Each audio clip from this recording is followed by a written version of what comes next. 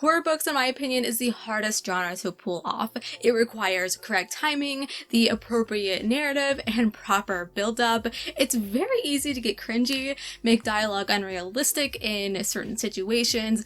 It's just so easy to F up. So I have here a decent sized list of spooky recommendations for you to choose from. I hope you find something here that suits you. I also have a small list of maybe ones you should steer away from, but we will get to that stack last. So the first creepy book that I recommend is Twilight. No, I'm just kidding. It's The Hungry Ones. Now, this is technically the second book in the series, but they are separate stories and you can read the first book if you want. They are very short. The first book, which is called The Nightmare Room, centers on a haunted house, while this one is centered on a haunted hotel.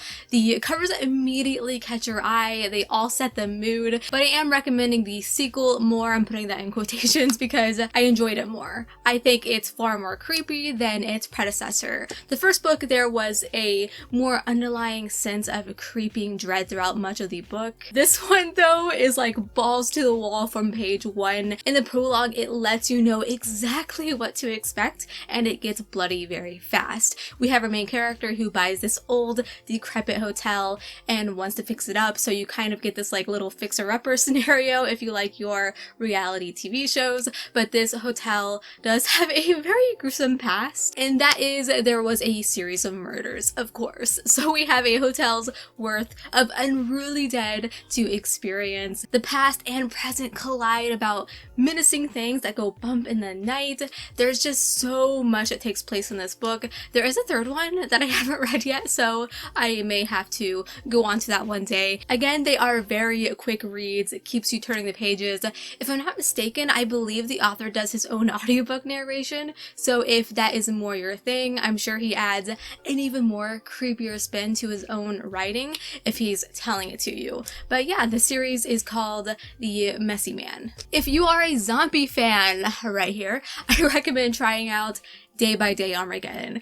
I read this book back in like 2010 before I ever had a Goodreads account, so it's been a while, but it's always stuck with me. I don't even think I've ever mentioned it on this channel. I actually borrowed it from my brother back then because I love zombies, not as much as I did when I was in high school. Like when the Walking Dead first episode premiered when I was a senior, I was one happy pimply-faced emo. Someone described this book as a zombie survival autobiography, and that's a perfect description. So basically, the world is getting taken over by zombies. Our protagonist, a military officer, is keeping a journal of his day-to-day survival struggles of not being eaten by the living dead.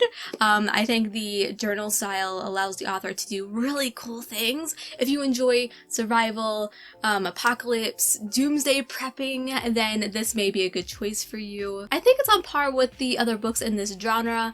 I'm unsure if it still holds up to the test of time. It's been quite a few years, but with what I can remember, it takes you on a gripping journey that maintains its momentum and keeps tensions very high.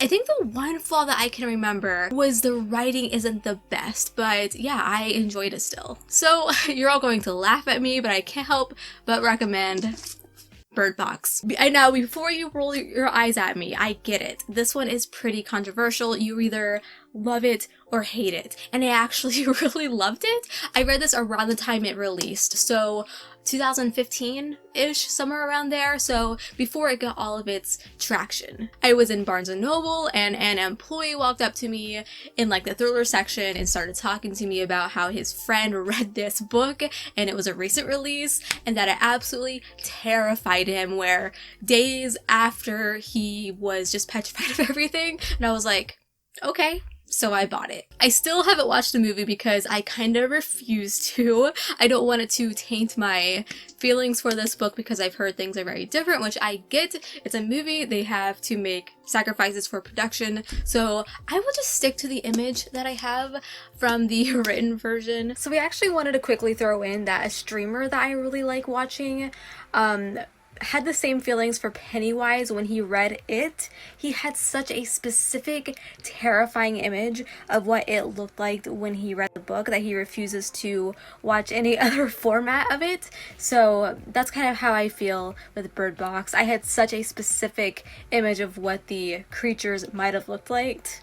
So those are more of my feelings. Also, I am not like that for every single book. It's just the case for this one. Also, I did read this years ago, so I don't know if I'd still enjoy it today, but I'm putting it on this list anyways. I found the suspense to be terrifying as the writing keeps you on the edge. The plot is pretty standard, sort of end of the world problem. Fear of the unknown for me is the worst fear of them all, and that is what we are dealing with in Bird Box. Even in video games, when you finally face the monster, it kind of dials down the fear a bit, and you kind of just walk up to the monster and freaking intimidate it yourself. And you never have that problem here. There is something malevolent surrounding our characters, unidentified creatures that lurk on the fringes in a way to strike out at anyone who sees them. No one actually knows what they are though, as catching even like the smallest glimpse leads you down the road to madness and violence. It is fairly light on the blood and gore. There are a few like horrific events, but he doesn't go completely into detail and they are pretty quick. I do recommend giving it a try if you are skeptical. It's a short and chilling read that packs a punch,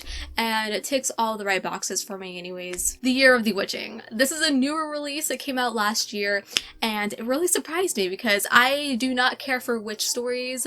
I have never been interested in that subgenre, but it's a witchy sort of horror that I ended up loving. Now, the horror components aren't like super in your face. However, there are a lot of bloody scenes, sacrifice, blood magic, myths coming to life, and other parts that make this more a dark horror fantasy in a way, which, as you can tell from behind me, as a fantasy addict, I really liked that element. It was a really nice added bonus. This book introduces a village called Bethel, and it's a very religious place with strict practices. Another element of the book that I normally wouldn't like. I don't care for like religious kind of oriented books, and that's exactly what this was.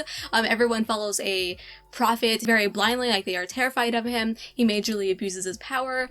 We have Emmanuelle, our main character. She's a very simple girl, just tending to her flock of sheep. Pretty cute. She doesn't fit in with her village because her mother ran off into the woods, the very woods labeled as harboring witches. This is a story that you should go into knowing as little as possible, so when things unfold you haven't been spoiled. So I'll just say that Henderson has created an impressive debut. This book was everything that I wanted to read in the last fall season, and the story really grabs religious extremism and blind faith concepts. She takes this horror fantasy story and weaves, I guess, like real life issues such as racism, corruption. And I mentioned this in my review. I have a whole video review for this one, but the whole thing reminded me of the movie The Village, and the villain reminded me of the priest from A Plague's Tale. So I had a lot of visuals, I guess, which probably helped me enjoy it even more. So I have two horror graphic novel recommendations for you, and the first one is Water Snakes. This is a dark, gothic, lesbian graphic novel that is so underrated. It's so hard to put into words what this graphic novel is even about, because the story is mostly told through the beautiful gothic macabre art style. Some panels are absolutely bone-chilling, so if you enjoy your horror art, highly recommend just getting this to look at it. But it does follow a young girl named Mila who one summer has a run-in with another girl named Agnes, and the reader is immediately aware that something isn't right. I'll be honest, I was confused probably like 60% of the way through. There's like no world building, no backstories for any characters. But what really made me love this book is we suddenly encounter a plot twist and the puzzle pieces all come together, and then I remember I reread it immediately. With my like newfound knowledge, I began to understand the things that were happening. This is not a cute love story, probably why I liked it, as I hate romance. This is a dark, bloody horror story. Honestly, this graphic novel, it should be its own genre. And then I have Rogue Planet. So the rating on Goodreads for this one is kind of atrocious, but I really enjoyed it. I think it deserves some love, especially for such a rad freaking cover like this. I mean, come on. So this is clearly a sci-fi horror. In fact, the horror in here is heavily based on body horror and surreal images. It follows a space crew trying to pay off debts by looking for anything of value in space. They come across a rogue planet that gives off a strong signal and looks highly rewarding. After paying a visit, things go terribly wrong. They are now surrounded on this vicious, very evil planet who wants to kill everything in sight. Lots of blood and gore, lots of limbs flying. It's supposedly heavily influenced by the Aliens franchise, but I don't really like to put it in that category. My biggest critique of the story is that the crew overall is pretty undeveloped, so try going into it expecting to not fully love the characters. The personalities of each member isn't all that unique, and it especially makes them hard to tell apart when they're wearing spacesuits that cover their faces. Overall though, I highly recommend giving it a try. I think it's a solid graphic novel, but goes on its like own unique direction. Okay, so this next segment of the video are spooky books I personally didn't like, and I know I titled this video Spooky Books I Don't Recommend, but I had to make the title spicy. I'll always try to convince you to try out a book even if it wasn't for me, unless it's problematic, then fuck them. But I'd love it if you enjoyed a book that I didn't. So the first one is Near the Bone. So this is shelved in the horror genre for good and bad reasons.